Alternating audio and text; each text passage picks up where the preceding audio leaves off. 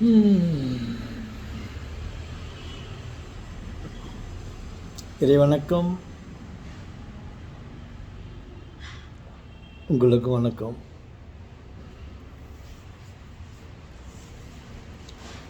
பாருங்கள்,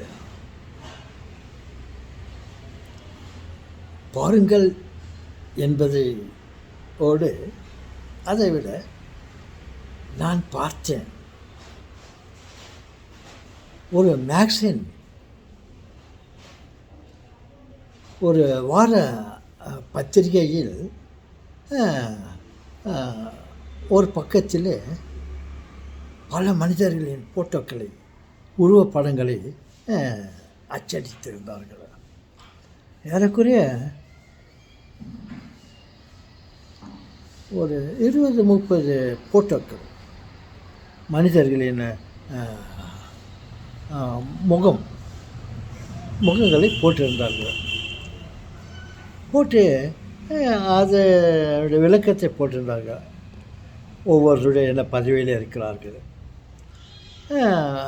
அது போன்ற மற்ற விஷயங்களை அதில் குறிப்பிட்டிருந்தார்கள். நான் என்ன பார்த்தேன் என்றால், அத்தனை பேருடைய முகங்களையும் பார்த்தேன். ஏறக்குறைய 20-30 பேர்.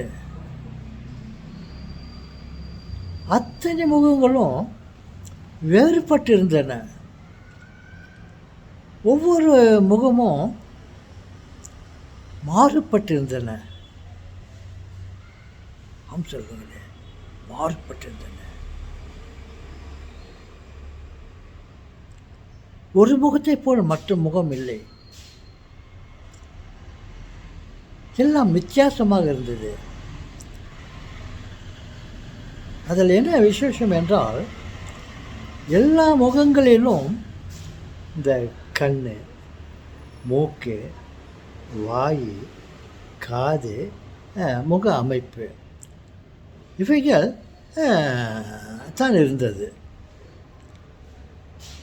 அவைகளைத்தான் அத்தனை படங்களிலும் இருந்தது. அத்தனை உருவப்படங்களுடைய புகைப்படங்கள் இருந்தது. ஆனால் எல்லோருக்கும் அதே கண், மூக்கு, வாய், இந்த அந்த விசேஷம், இந்த 5-6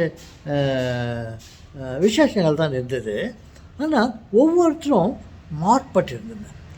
ஒவ்வொருத்தருக்கு ஒருவர் மாறுபட்டிருந்தார்கள். இவரை பார்த்தால் இவர் ஒரு மாதிரியாக இருக்கிறார்.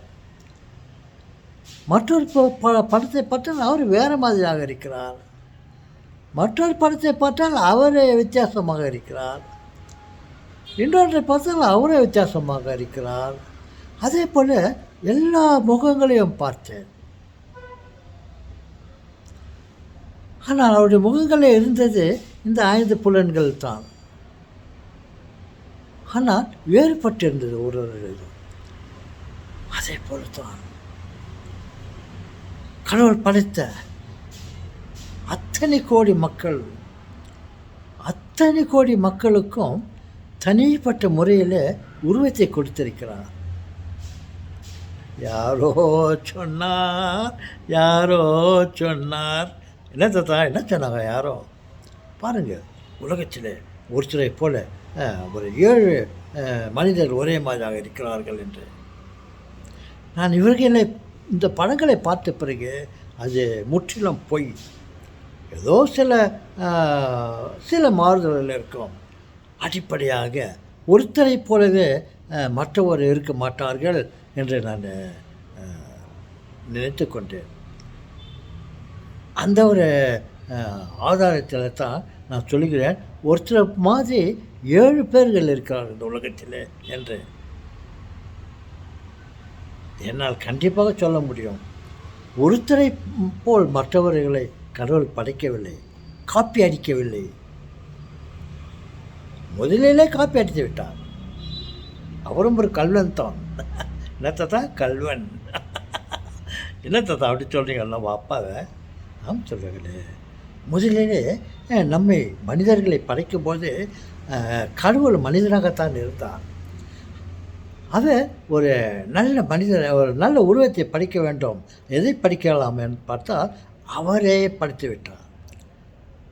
நம்மை போன்ற சிறந்த ஒரு மனித உருவம் இருக்க முடியாது. அதனால் நாம் அந்த மனிதனை போலவே நாம் ஒரு படைப்பை படைத்து விடலாம் என்று மனிதனைப் போல் அவர் கடவுளைப் போல் அவர் மனிதனை படைத்து விட்டார். மனிதனும் இறைவனும் ஒன்று. அதற்கு பிறகு அவர் அந்த மாதிரி தவறை செய்யவில்லை. அவரை மன்னித்து விடலாம்.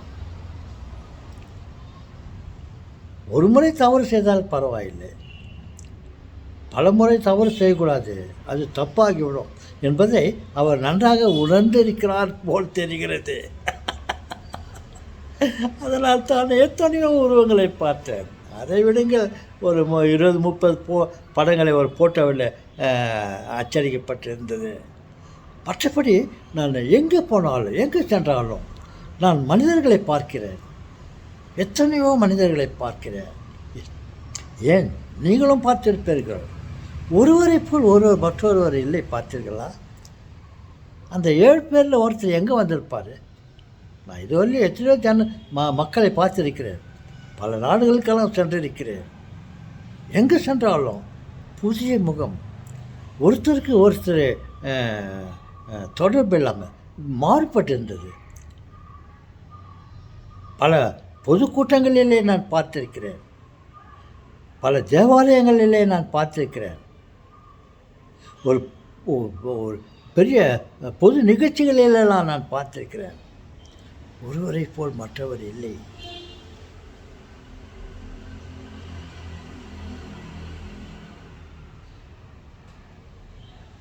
மிகவும் கடினம்.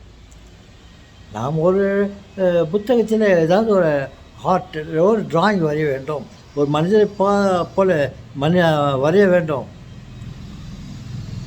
என்றால் 2-3 வரைந்த பிறகு அடுத்தது இந்த படத்தை போலவே ஏற்கனவே வரைஞ்ச படத்தோடு ஒரு கொஞ்சம் அதே ஷேப்பில் வந்து காட்சியளிக்கும்.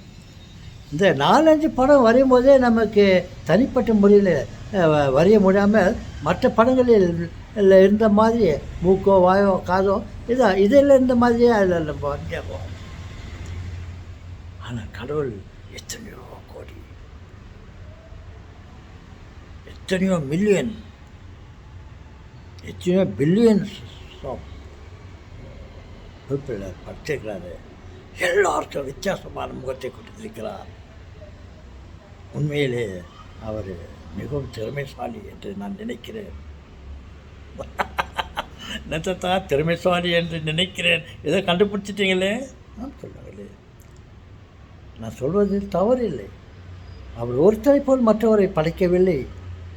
அப்படி என்றால் அவர்கள் உண்மையிலேயே திறமைசாலி தான். சரிங்க தாத்தா.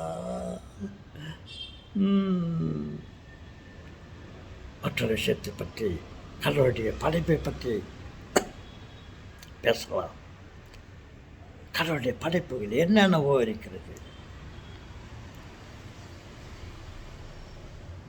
அவைகளை பற்றி நாம் விமர்சிக்க முடியாது. இதோடு முடித்துக் கொள்கிறேன்.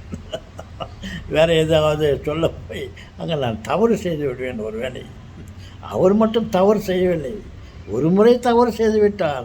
தன்னை போலவே ஒரு மனிதனை படைத்து விட்டார். அதற்கு பிறகு அந்த மனிதனைப் போல வேறு மனிதர்களை படைக்கவில்லை. ஒவ்வொரு மனிதருக்கும் முக அமைப்பை மாறுபட்டே இருக்கிறார். அவர் மட்டும் தப்பு செய்யவில்லை என்றால் நான் என்ன மற்ற கடவுள் படைப்புகளை பற்றி தவறாக சொல்லி நான் தப்பு செய்து விட வேண்டுமா? வேண்டாம்ப்பா, போதும், இது வரலையே போதும் சொல்லுகிறேன். போதும் என்பதற்கு போதும் என்று சொல்லிவிட்டால் முடிந்து விடுகிறதா? அவருடைய படைப்பே படைப்பு. அவருடைய படைப்புக்கு வணக்கம். அவரை வாழ்த்துவோம், போற்றுவோம், மகிமைப்படுத்துவோம். உம்மை வாழ்த்துவோம், உம்மை போற்றுவோம், உம்மை ஏற்றுவோம் இறைவா. உம்மை ஏற்றுவோம் இறைவா.